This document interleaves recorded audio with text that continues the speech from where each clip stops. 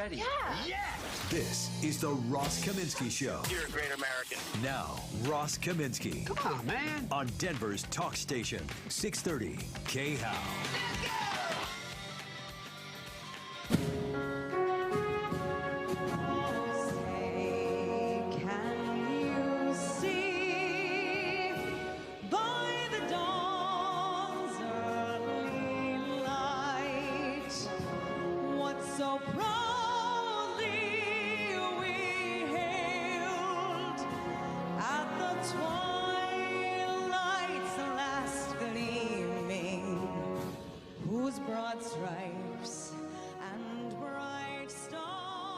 Lady Gaga yesterday with the Marine Corps Band, obviously the national anthem, for sure the highlight of the inauguration yesterday, which I tolerated because I'm an American and I had to. I didn't watch all of it. I was walking around at some point during Joe Biden's speech, so I pulled up the live feed of it on YouTube and kind of listened to it a little bit as I was walking. It was a rather anodyne speech. I'll share some of it with you momentarily and talk about it, but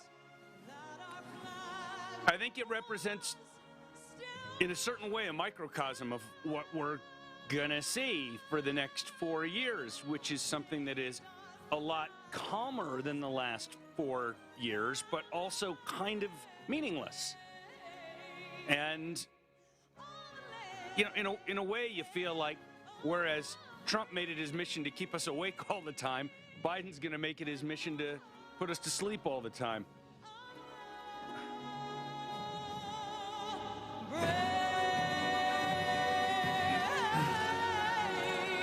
But that was a great rendition of the song. Lady Gaga can definitely sing. Even though I don't listen to a lot of her the rest of the time, she can definitely sing. We've got a couple other things for you from the inauguration, including the young woman named Amanda Gorman, who I think was 21 years old, the youngest inaugural poet ever, certainly channeling her inner Maya Angelou, but apparently just after this she was offered a job by one of the historically black colleges, offered her a job. So good for her. I thought she did a nice job, and I'll share some of that with you. It's going to be different times, for sure. Everything about it's going to be different. And I want you to know I'm not going to spend a lot of time on this show looking backwards and talking about Trump. Not because of anything in particular about Trump. I didn't spend a lot of time looking backwards and talking about Obama, except on the rare occasion where it was needed as a matter of context for another conversation or a comparison with something, and that sort of thing. So, you know, on this show, we're about what's going on now, what's going on in the future, and we're not going to talk too much about the past, again, except for where it's really important for context. Now, Joe Biden, to the extent that he's been allowed to talk, which he basically wasn't during the campaign itself, because they figured the campaign was going well enough with Biden in his basement that they didn't really need to let him out of the basement, so they rarely did. But when they did, his mantra tended to be a mantra of unity. And that was certainly the major theme yesterday, unity. And before I share with you some of the Biden audio, for which I apologize in advance, I do just want to say that unity is overrated. I'm going to talk about this in more detail in a minute. There's a great piece by Jonah Goldberg at the Dispatch yesterday, which in part talked about unity being overrated. But unity is overrated. Unity is not what the United States of America is about. I'm not talking about intentionally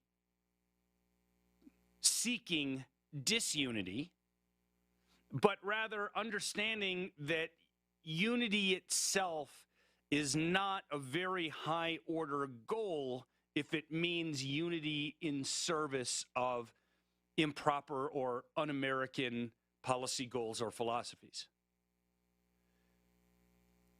And typically, when the left says unity, the best thing that they could mean about it is encouraging conservatives to take more liberal positions so that Democrats can pass what they want. In Congress, I've mentioned this before, nobody was better at that, by which I mean worse, than John McCain. But the main areas in which I think the left means, what the left means when they say unity, are instead conformity and compliance. They say we've got to be united. So what they really mean by that isn't just go along and vote for the bill that we're proposing, but support it. Talk about it in a good way, even though you don't really believe it, so that you can show the people how hard you're trying to support unity. And then the next step beyond that is simple compliance.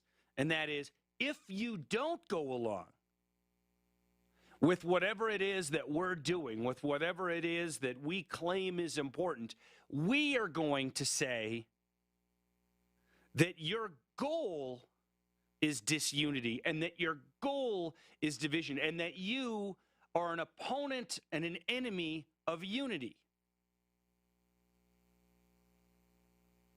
It is within the context of unity an analog to what they do when, for example, and this is actually going to come up a little bit later in the show when we talk about one of Joe Biden's first executive orders yesterday. If you are a person who believes that colleges, I'm just going to pick one, that colleges should admit students based on their merits and that a student shouldn't get extra points towards college admission based on skin color, nor should a person have points deducted from them on their kind of admission score based on skin color. Or frankly, if you are a person these days who actually shares Martin Luther King Jr.'s goal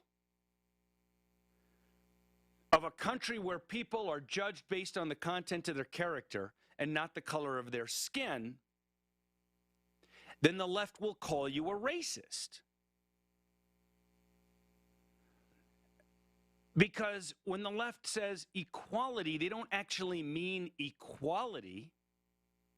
They mean we're going to mistreat you, but we're going to say that it's in the name of equality, and if you don't comply, then we're going to call you a racist.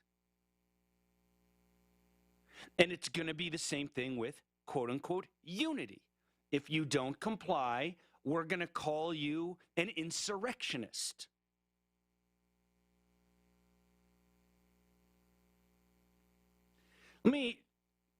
I have to say, let me get this off my chest now. I would like to, at this moment, issue a blanket apology that will have to last for 4 years or however long Joe Biden is president, simply because I will not have time or have the inclination every time I play Joe Biden audio for you while he's president to apologize for it in advance, even though I will want to. I just won't be able to take the time as we go through however many years of this guy being president to say, I apologize, but I need to play Joe Biden sound for you. I may feel a deep-seated need to apologize whenever I play Kamala Harris sound, because that is a different level of annoying. Kind of like playing Hillary Clinton sound. I almost always apologized. Biden, he's bad enough, but I'm just going to issue this blanket apology now that I hope you will accept for the remainder of the year. I may on rare occasion, the remainder of his presidency, I may on rare occasion apologize in advance again for Biden sound, but in the interest of time, consider this a blanket apology for his presidency. Here's some of what he had to say yesterday during his inaugural address. We can join forces, stop the shouting, and lower the temperature. For without unity, there is no peace, only bitterness and fury. No progress, only exhausting outrage. No nation, only a state of chaos. This is our historic moment of crisis and challenge, and unity is the path forward. And we must meet this moment as the United States of America. If we do that, I guarantee you we will not fail. We have never, ever, ever, ever failed in America when we've acted together. I will say that I think Joe Biden probably believes those words. I think, I mean, look, Joe Biden's been a politician forever, and he understands how the game is played. I think he's a basically decent man, and I think he basically believes those words, but I think a lot of the radicals around him understand what I just said. And I'm not exaggerating when I say radicals. A lot of the folks that he's putting in positions of power, not all, but many, are true radicals, true racists, for example, anti-white racists. And I know that the white supremacists and all that, they don't even consider me white because I'm Jewish, and for some reason they think Jews aren't white. And frankly, I hate all of this conversation about race.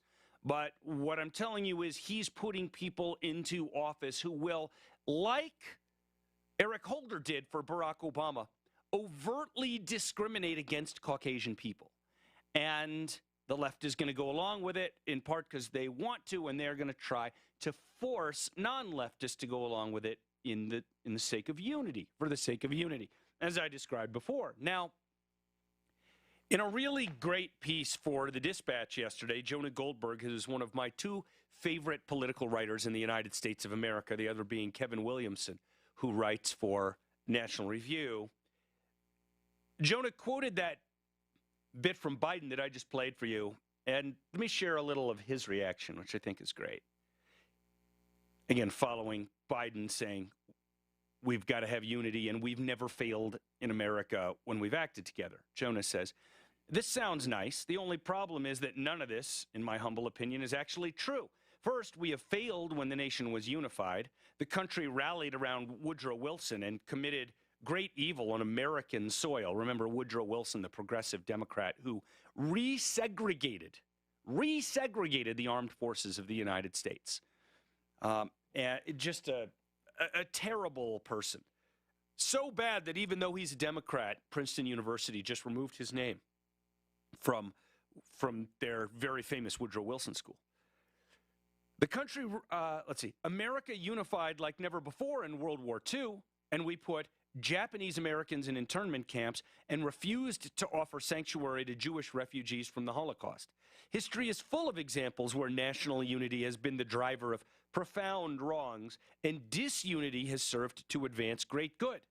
Martin Luther King was in his day a divisive figure, so was Gandhi, so was Jesus. In a democracy, the way we discover the better path is by arguing about about whether the path we're on is leading in the wrong direction. The Civil War, which Biden cited, was not a time of unity, but a time for choosing between two paths. It would have been better had we chosen the right path without going to war, but war was preferable to uniting around the wrong path. In the next passage, Biden acknowledges this point in a way, quote, and so today, at this time, in this place, let's start afresh, all of us. Let's begin to listen to one another again, hear one another, see one another, show respect to one another. Politics doesn't have to be a raging fire destroying everything in its path. To which Jonah says, and I agree, every disagreement doesn't have to be a cause for total war. This is what the left does. They make everything a total war. And we must reject the culture in which facts, actually this is continuing Biden.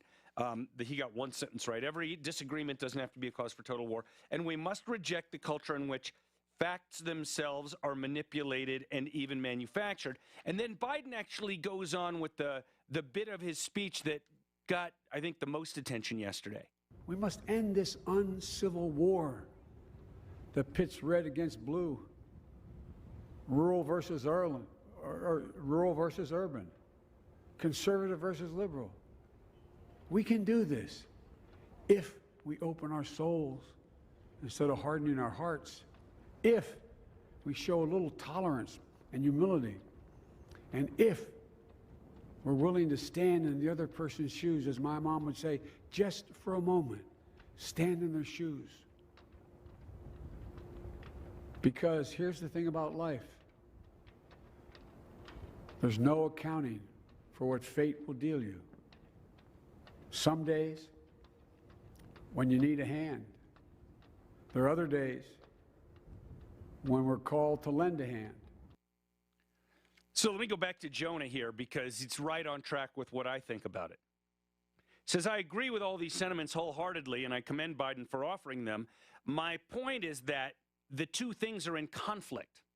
The founder's vision could be described as, in essentials, unity.